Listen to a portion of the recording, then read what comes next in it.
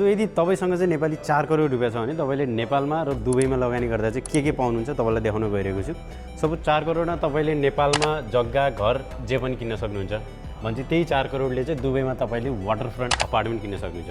अब तपाईको नेपालको केसमा तपाईलाई थाहा नै छ हामीले चाहिँ सबै पैसा एकैचोटि पे गर्नु पर्यो, बट तपाई दुबईमा आउनुहुन्छ भने तपाईले पेमेन्ट प्लान पाउनुहुन्छ जुन तपाईको 30-70 को फ्लेक्सिबल रहेको छ। अब नेपालमा जानुभयो भने तपाईले ट्याक्स पे गर्नु पर्यो, तपाईको प्रपर्टीमा गरेको गेन सबै कुराहरू गर्दाखेरि चाहिँ अलमोस्ट तपाईको 30% हुन आउँछ। भने चाहिँ दुबईमा चाहिँ तपाईले केही पनि पे गर्नु पर्दैन, पुरा जिरो। अब तपाईको रेन्टल रिटर्नको कुरा गर्नुहुन्छ भने चाहिँ तपाईले नेपालमा आरामले बनाउन सक्नुहुन्छ 8 देखि 10 लाख, भने चाहिँ दुबईमा चाहिँ तपाईले बनाउनुहुन्छ 28 to 30 लाख।